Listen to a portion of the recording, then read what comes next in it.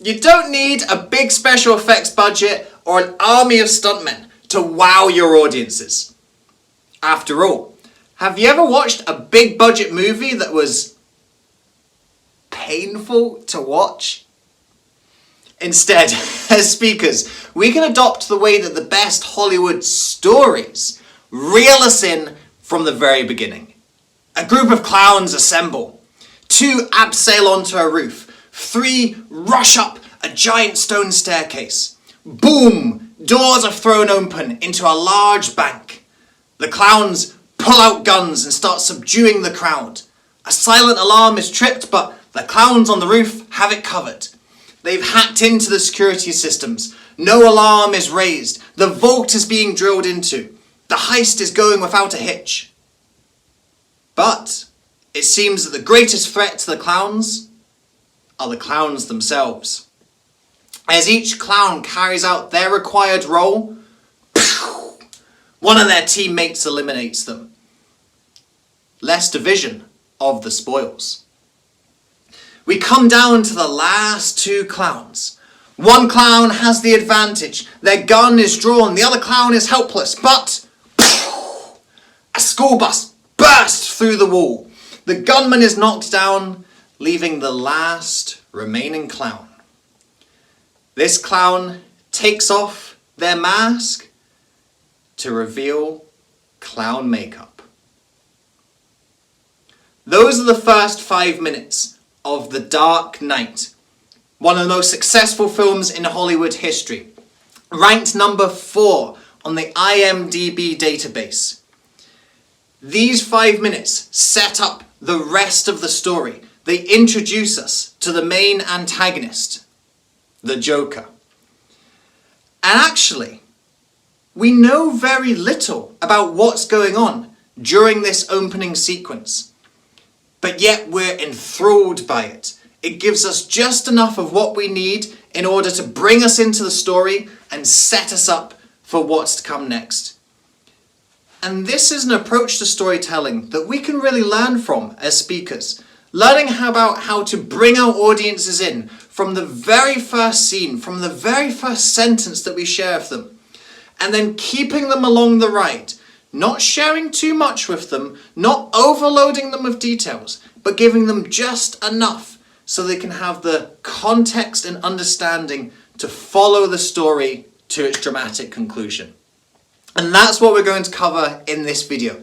We're going to look at how Hollywood films do this, how they drop us into the story in this way, and how we can drop our audiences into the story in the same way as speakers, and ensure that our first 5 minutes of a speech are utterly gripping the way that the first 5 minutes of The Dark Knight is.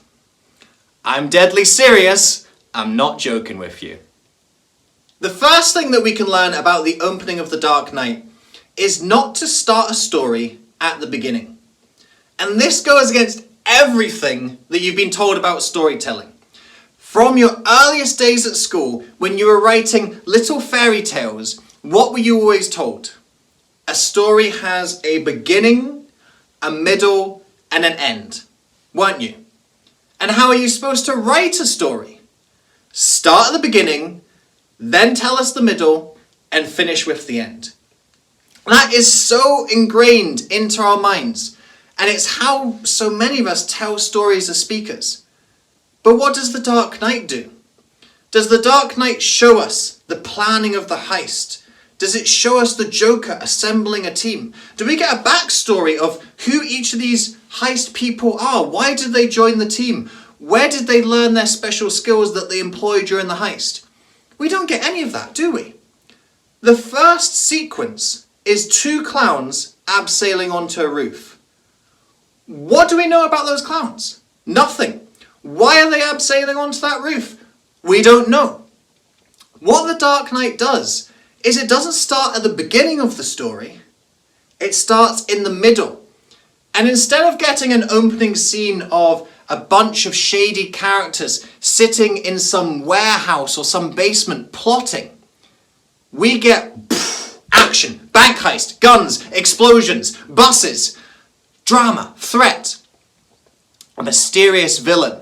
All of that grips us because we're dropped right into the middle of the story. And when we get to the end, we learn that actually the Joker has been part of the heist all along. That he's been playing the teammates off against each other. That he knew how things were going to end. And so we get some insight into what happened at the beginning of that story. And if you know the director Christopher Nolan of The Dark Knight, you'll know that one of his films, Memento, really plays with the timeline, and it tells a story backwards from end to beginning. And I'm not saying that you have to go full Memento and go that crazy with the storytelling structure. But don't always start a story at the beginning. Don't always start it in terms of what happened first. Drop us into the action, and then after you've set the scene, then you can go back and explain some of what happened before. Then you can give us enough context to go, it all fits into place now. So don't be afraid when you're telling stories to drop right into the middle of them. The second thing that happens in this opening sequence of The Dark Knight is we get little pieces of information teased out to us. It's one thing to start in the middle of the story, but if you start in the middle of the story and just throw a bunch of information at your audience, then you're going to overwhelm them and they're going to get lost and bogged down.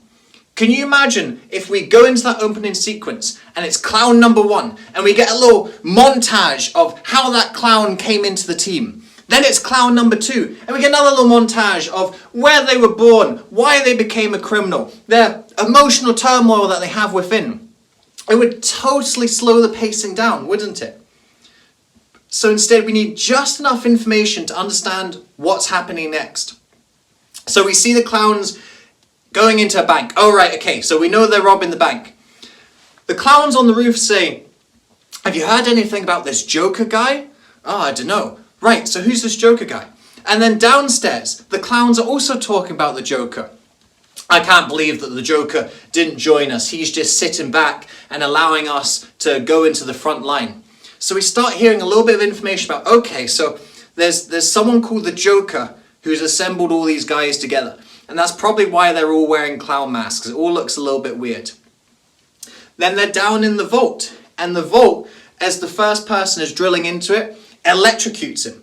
And he goes, what's going on here? This security is far too high for a bank. And the next clown runs in and says, that's mob money for you. So they're stealing money from the mob. So we get these little bits of information fed throughout. Just enough for us to understand that by the time we get to the end of the sequence, the Joker has played everyone for fools, he's wiped out his team, and he's just stolen money from the mob. That's a big deal. And this is the way that you should tell your stories as well. Don't overload the audience with all the information at once. Don't tell them about your backstory and all of your achievements and accomplishments and trials and tribulations that led you to this point of telling the story. Give the audience just enough to understand what's going on. Just enough to understand who are the other characters in the story. What are some of their motivations that are going on? What's the potential challenge that they're coming up against? We get just enough of that in The Dark Knight to follow the story. And we just need enough information for the next scene. We don't need to know all of the backstory of the Joker, and we never really do find that out in the film. We don't know anything about Batman. Batman is the hero of the film, but we don't see any of him in the first 5 minutes. We don't need that information yet. So tease your audience with bits of information, and that will pull them along. You want to be giving them questions that they're silently asking in their head and not quite giving them the answers until a little bit later. If you want to create intrigue, if you want to create suspense, if you want to pull your audience into your story, making them ask those questions and not quite giving them the answer is the way to do it. Our Facebook group, Rise and Inspire Speakers, provides you with a safe, supportive community to develop the skills to get your message out into the world. We host a virtual summit, Inspire Week, within the group every month where you can sign up for a 30-minute slot to speak live in the group. This is a free opportunity you can sign up for month after month to practice your skills, try new things, and refine aspects of your story and message. There is a ton of educational content that gets pumped into this group. You can access ongoing educational resources that help you gain more confidence on camera, create more compelling speech content, and develop a deeper connection with your ideal audiences. Speaking of connection, the members of our community are fantastic. They are like-minded people who, just like you, want to make a difference in the world and will cheer you on and encourage you every step of the way. If you want to master your virtual speaking skills, then this is the place to be. Thirdly and finally, we have the callback. And this is integral to this method of storytelling. You can drop your audience into the middle. You can tease them with half answers and mysterious alludes, but ultimately they want to have the payoff at the end of the story. They want to know why they've been listening to what they've been listening to. They want to know the context and the resolution and the reason for this story. And if you don't give them that, they'll feel let down at the end. They'll go, wait, so why was I listening to that? What was going on? Why did I just watch a random bank heist and I've got no idea what that means for the rest of the film?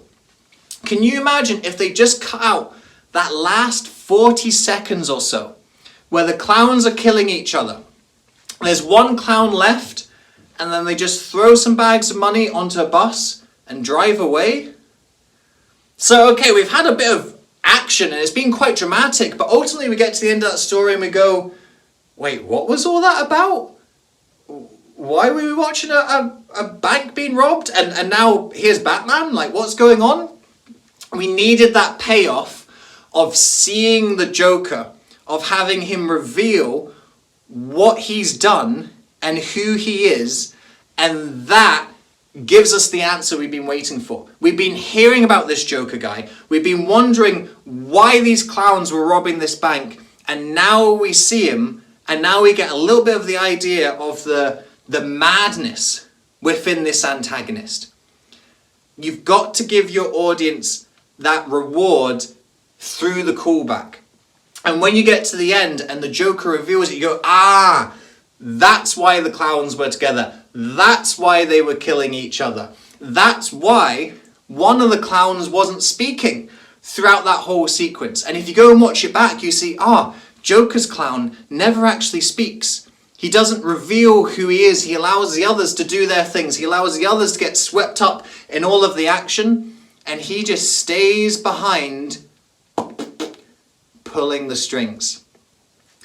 So if you use this Hollywood style storytelling, it can be very effective, very dramatic, pulls your audience in quickly. And especially when it comes to delivering a virtual speech, when you're on your YouTube or your Facebook Live, you've got to capture your audience's attention quickly. This is a very effective storytelling method and approach to do that, but you've got to pull it off in terms of the execution. Drop them into the middle of the story, tease the information, but make sure you have that callback. Make sure you give the audience the reward for being plunged into the action and not quite knowing what's going on. And if you do that and you reward your audience in that way, they're going to reward you back. They're going to be totally captivated and listening to what you've got to say because you've taken them on a roller coaster, you've guided them along the journey, and you've given them payoff at the end. And that's what your audience are really looking for. They want to know that when they watch you speak, they're going to get that payoff at the end. And if you open with a captivating story that gives them a little payoff for having their attention fixed on you, they know that they're likely to get more payoffs later on in your speech. And if they know that, then they're going to be listening. And you have just sprinkled your little bit of Hollywood stardust over your audience.